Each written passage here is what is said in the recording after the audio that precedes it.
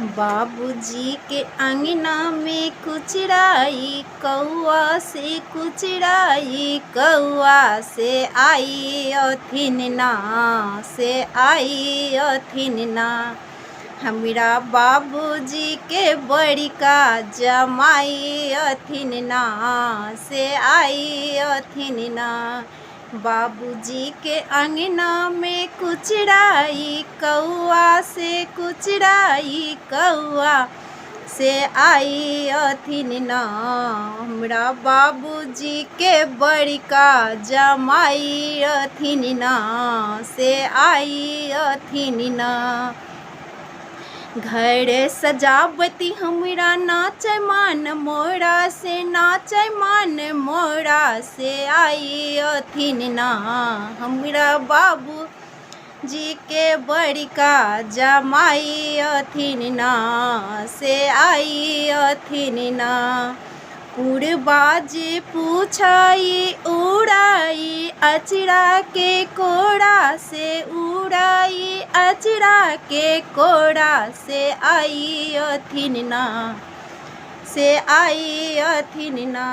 हमरा बाबूजी के बड़का जमाई अथिन ना से आई अथिन ना।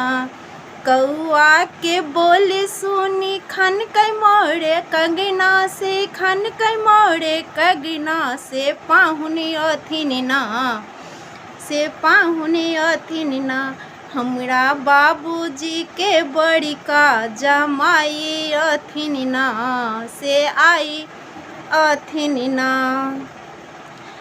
हमरा बाबूजी के बड़का जमाई अथिन ना से आई अथिन ना।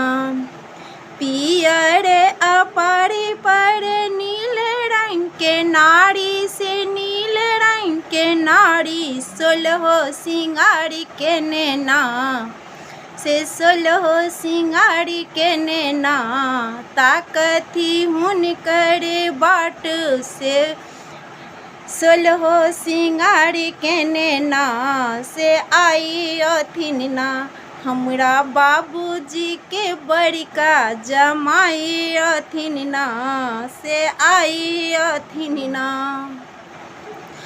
अभी ते हुनका हम हे बैलाजी कठौती से लाज कठौती से पाहुन अथिन ना। हमरा भैया के बड़का जीजा अथिन ना से आई अथिन ना से आई अथिन ना। हमरा बाबूजी के बड़का जमाई अथिन ना से आई अथिन ना। हमरा सासू जी के बड़का दुलरुआ अथिन ना से आई अथिन ना से आई अथिन ना। हमरा बाबूजी के अंगना में कुचराई कौआ से कुचराई कौआ से आई अथिन ना। हमरा बाबूजी के बड़का जमाई अथिन ना से आई अथिन ना।